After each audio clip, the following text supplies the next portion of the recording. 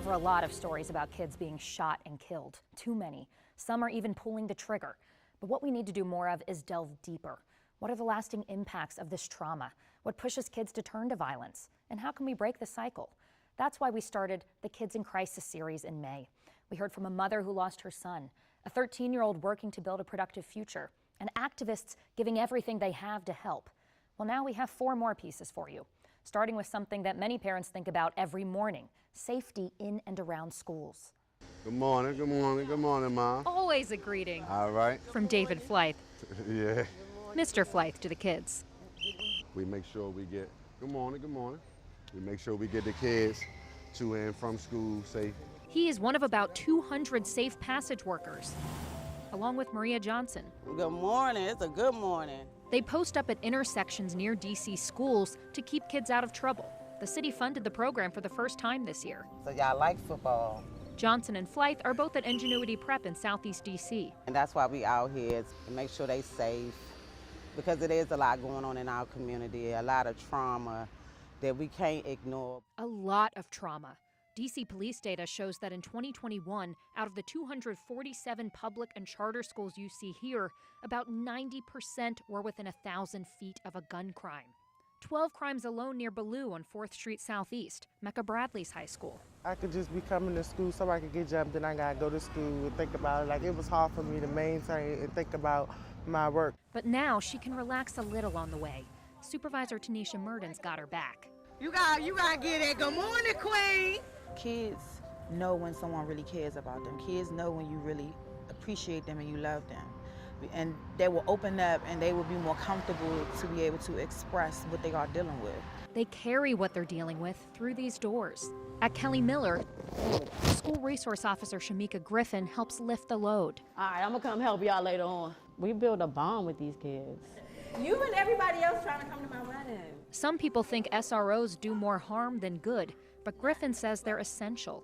We're here to be there for them, educate them.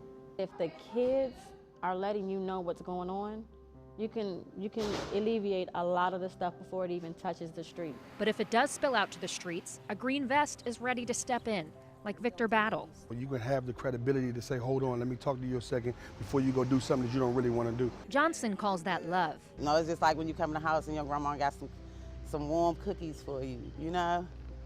You gotta keep on giving them that warmth love.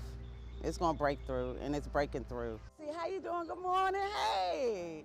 Good morning, how y'all feeling today? Yes, Batman. Parents see the impact. I mean, and that's why some of these kids are willing to go to school, because they get to see them, they get to get a high five. Hi, Miss Quinn. Say good morning, Miss Riri. So it's really good to get that motivation word right before you make it to the doors. As they make sure kids pass by safely. Oh, yeah, they go to bus. Come on, give me your hands. Give me your hand, get his hand. Come on, let's go. Those workers are pushing to be inside schools too. A few of them are, but they say it's essential in all of them. But activists say parents also have to do the work at home. Some DC kids, though, are raised in trauma, parents in and out of jail. We sat down with an 11-year-old boy and his dad, who recently got out of prison, to learn how they're paving a new path together. Let's see if you can do that. I'm gonna go behind you like that. I could do this, Daddy. You can't do pull-ups on it though. Yes, I can. Some friendly competition between Jamari Queen and his dad. Look. 32-year-old Marcellus Queen. 5 years ago, he couldn't have been here. The way I learned how to survive, was like, doing wrong stuff or whatever. He says he got 10 months for possession of a firearm, 3 years for distribution of crack cocaine, time away from now 11-year-old Jamari. Sad. And now, Marcellus has 2 kids. So that's why, like, this time around, I was just like, oh, let me try to do something different. Because Jamari pays attention. He said that if somebody tried to mess with you, that give them a warning, and if they still do it, beat them up. Which he almost did. I was like, oh yeah, I taught you the wrong thing. One of my teachers helped me realize that I have to change what I'm doing, because that's gonna be on somebody else. Somebody else is gonna learn that. Without that lesson, generations of families can end up here, where DC Jail's medical and mental health staff try to help, like Bruce Reed. A lot of it is model behavior. We've had grandparent, parent, and child incarcerated all at the same time.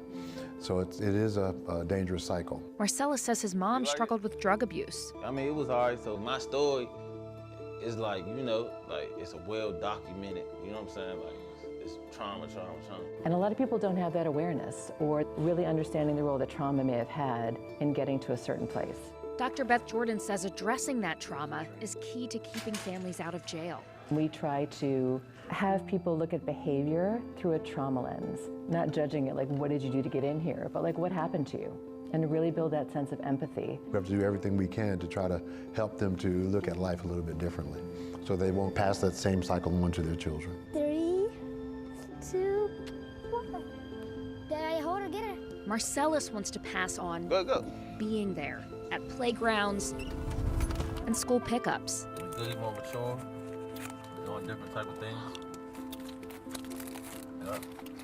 And I'm here to see it all, so you know, that's what I'm happy about. If I had to go to prison and do all stupid stuff and all that, so I'm like, look, if I can show you this now, like that's why I'm like, man, take notes. But I know for sure he's gonna win, so. See? Abracadabra. You heard the DC jail staff say they're hoping to reach parents while they're in their care. They offer trauma-informed care groups and even yoga and meditation. But healing trauma is a lifelong journey for anyone involved. Kids who survive a bullet wound know that all too well. We checked in with 9-year-old Reagan Grimes. She was shot in Northeast DC last year. Now she's opening up about the lasting scars. That's Reagan. Come on, Reagan. Looking at Reagan Grimes, Look at Reagan. hamming it up for the camera, you'd never guess what this 9-year-old girl has been through. We're not talking a tough math test. School is so exhausted. Her homework problem. Oops. This one left scars. My daughter called me. She was just screaming, Reagan got shot. And I was like, what? Reagan's grandma, Tina Grimes, says back in May 2021, she had been playing outside a friend's apartment in Northeast DC. I was on a bike.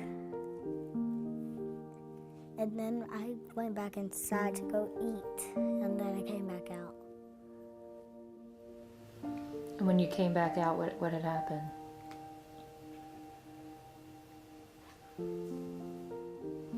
don't want to talk about it? In her chest, it went through in the back. So, you know, when she's taking a shower, she's changing her clothes, it's always a constant reminder because she still has a scar on her. I just like to call it a little tattoo because it'll probably be there forever. The mental scars prove even harder to heal. Sometimes she may just cry or she would ask questions, you know, like, why did this happen to me? Mama, are you gonna get the person who did this? Police haven't, so now she only visits this courtyard in her nightmares. When they go to sleep, they don't like to leave the light off. It's been tough on younger brother Dre, too. He was at the shooting. And I feel happy that she's okay. And Reagan is happy she can lean on Mama. She and her 2 brothers live with her in Maryland now. I know you're not shy. With Mama, I felt safe because I wasn't alone anymore. You know, create a space where she can tell me anything. Or dance to anything. Tina's begging people to let kids play in peace. These young boys growing up, you know, to show them that there is another way. They don't have to resort to gun violence. Because kids like Reagan have goals. I actually want to be an artist. I want to learn how to paint more. Tina's mission is even simpler. I just want to show them to love people, you know, just be a good person and just to love people. Is there anything else you want to say? Hi.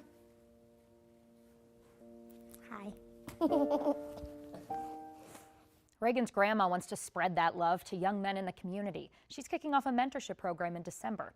DC is also working to offer their own new programs for young people. One of the latest helps connect high school students with the music of DC to give them a positive outlet away from the violence. All right, here we go. Give me a soccer, bro. Yeah, just soccer beat.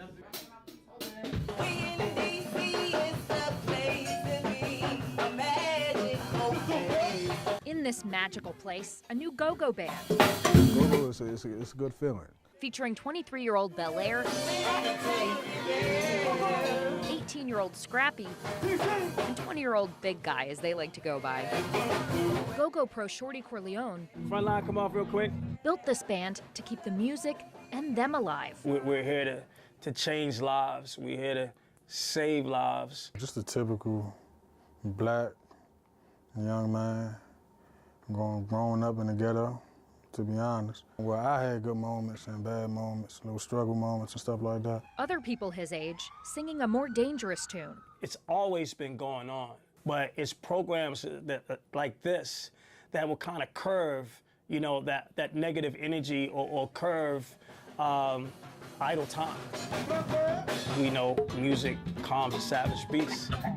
So Shorty started the Go-Go Crank music program with DC's Department of Parks and Recreation this summer. It gives high school students and young adults the chance to learn from musicians who've been playing for decades. The city pays them for it too. It was inspiring for all of us because they had fun, but then they were eager to learn more and learn more. And learn more about their DC roots. Every time I went to a cookout, all you hear is go-go. Old go-go, new go-go, so just go-go.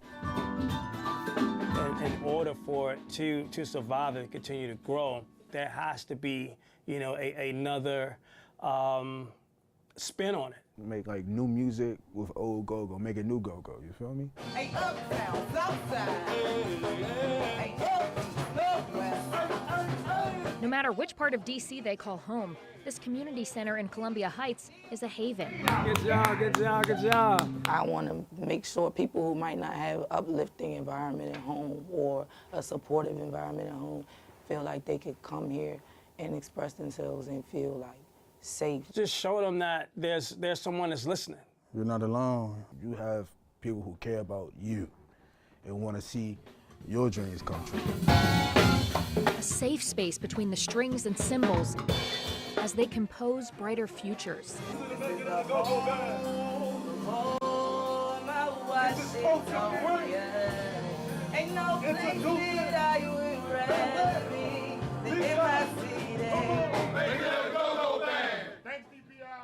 DPR is actively recruiting high school students for the next round, so check out WUSA9.com for more.